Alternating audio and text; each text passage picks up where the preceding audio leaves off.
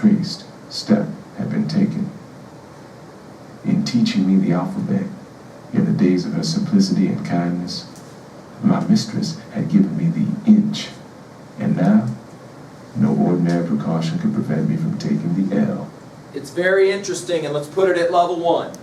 Education and slavery are incompatible. If you wanted to do this in a mathematics equation, you would write the word slavery, you would write the equal sign with a line through the middle of it to show that they're not equal, and then on the other side put education, the ability to read and write especially. Question though for your notes, why is reading and writing incompatible with slavery? Why wouldn't they want the slave children to learn how to read and write? Why is it that when Frederick Douglass became an outspoken advocate for abolition, the first thing he said was, all black children must be taught how to read and write? Why was that? Can you jot down in your notes why that would be the case? Why is it that slaveholders were so afraid that black children would learn how to read and write? Why is that? I've had students that say, I don't read, I hate to read. Frederick Douglass would come back and say, so you must love to be a slave. Oh, dude, I'm no slave. Douglass will say, you're the worst kind of slave. You've chosen your slavery. You've given up your freedom. But I don't understand. Why would he say that? Answer, very simple. Reading and writing equals thinking. I'd write that down. Reading and writing equals thinking. And I've had students that say, I cannot hear this because it's making me uncomfortable. Douglass will say back, no, you don't understand. You are uncomfortable as a slave. You just don't know it. The worst form of slavery is to not understand you're a slave. That's the worst form of slavery. And when slave children were not taught how to read and write, they didn't, are you ready to hear this? They didn't know what it meant to read. Douglass says, once I had just a little taste of the alphabet, that I understood that letters could mean something that represented ideas which had an influence on how you make money. Once he said, I realized that. I realized all freedom is linked to that alphabet. It was too late. He had a thirst. I would write that down. He had a thirst for learning. If there is one 3B question that we will ask now that I hope you write down and carry with you, it is this question.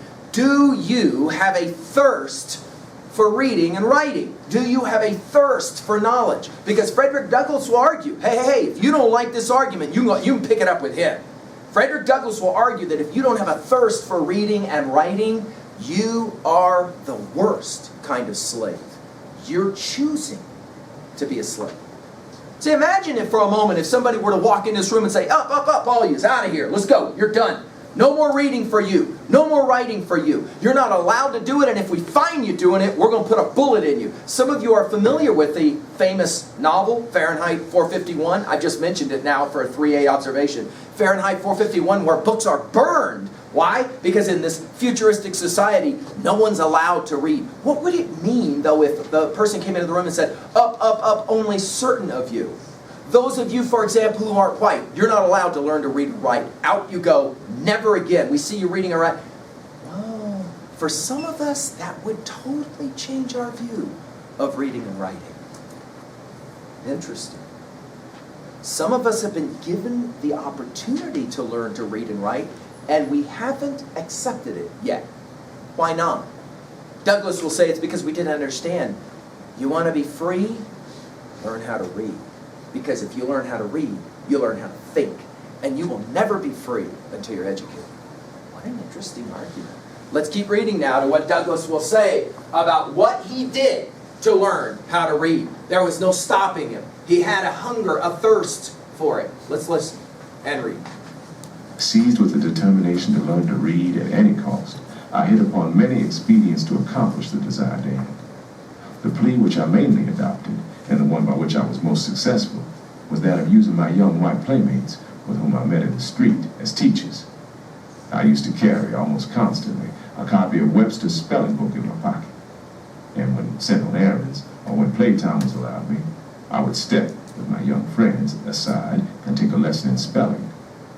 I generally paid my tuition fee to the boys with bread, which I also carried in my pocket. For a single biscuit, any of my hungry little comrades would give me a lesson more valuable to me than bread.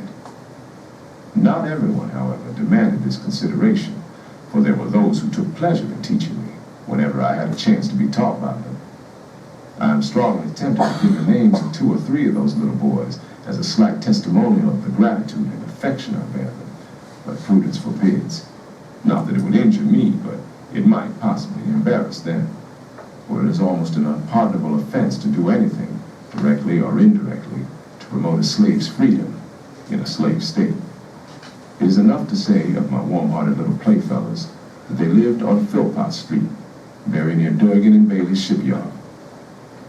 Although slavery was a delicate subject and very cautiously talked about among grown-up people in Maryland, I frequently talked about it, and that very freely, with the white boys.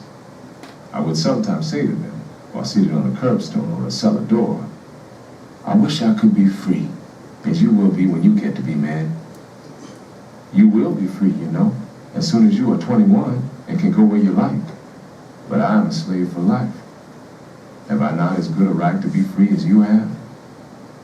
Wow. Words like these, I observed, always troubled me, and I had no small satisfaction in wringing from the boys, occasionally, that fresh and bitter condemnation of slavery that springs from nature, unseared and unperverted.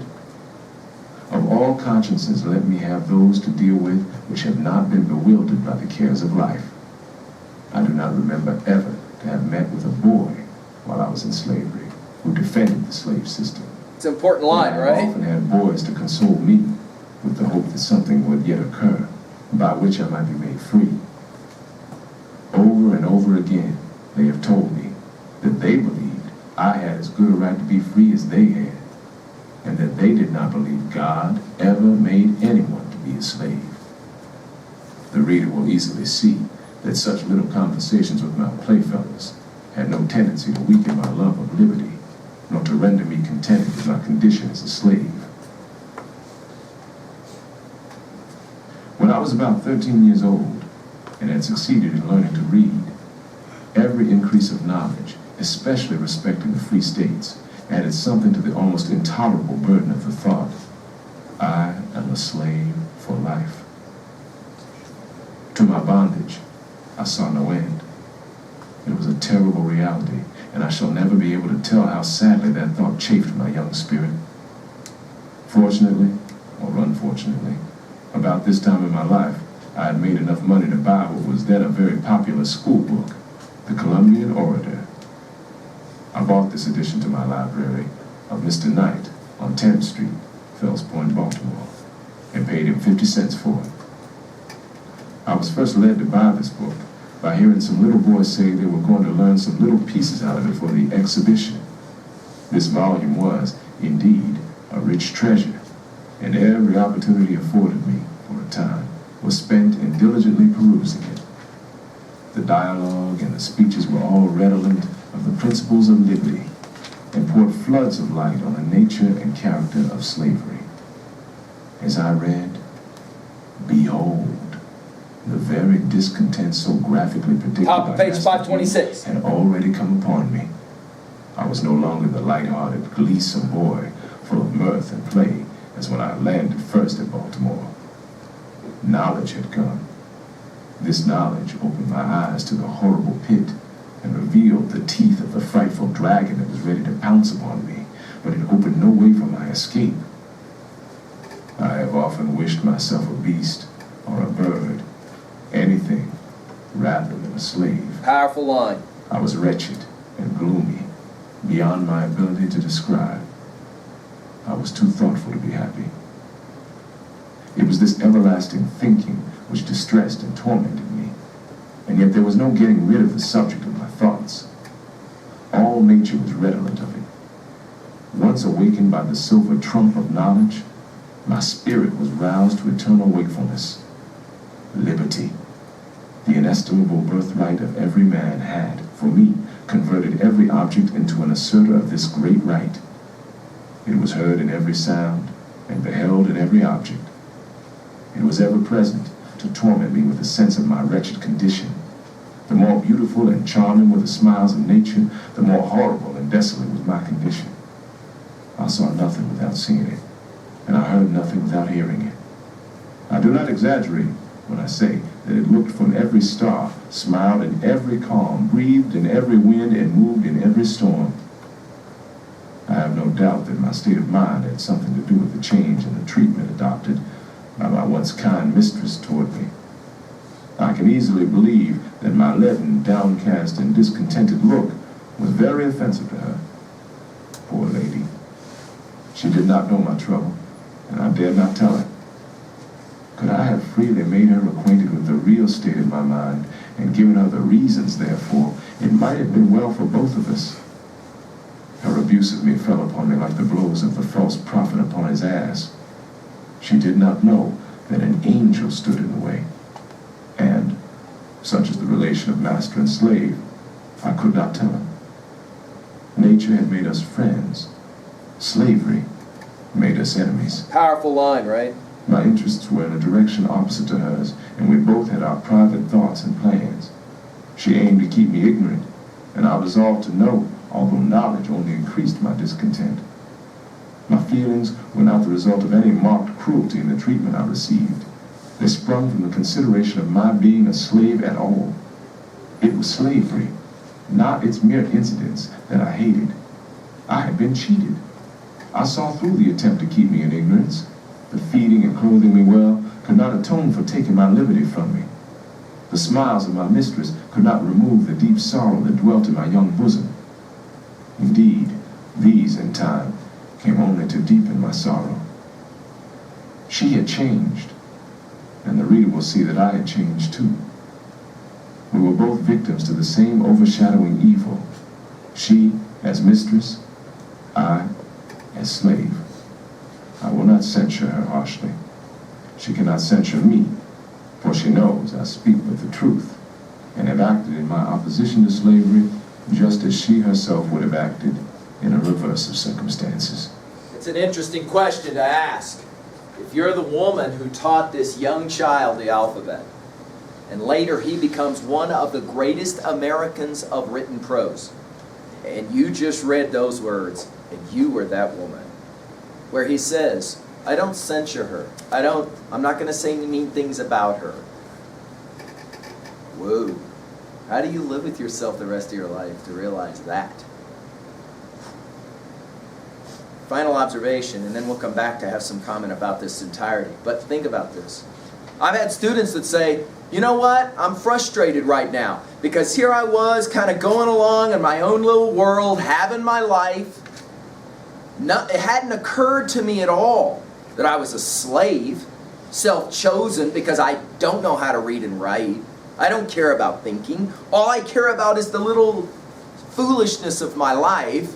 And now all of a sudden I read this thing and it's like, he says to me, be careful, because once you get educated, you're going to be uncomfortable. It's not going to make you always happy. It's going to make you think thoughts that ask questions like, how come I don't have the power that I could have? Is it possible that people have tried to keep me in a position by not allowing me to be educated? Whoa, that is a very uncomfortable thought, because it raises all kinds of questions about what you've been doing for the last few years of your life. Notice his epiphany came at 13. All of you are beyond that age. When he finally woke up and said, enough, enough. It's time that I start to learn how to use this mind of mine. Dude, just stop now, because that's frustrating me. What you're saying to me is frustrating me, because now you're making me think. And Frederick Douglass says, if you don't start thinking now, when will you?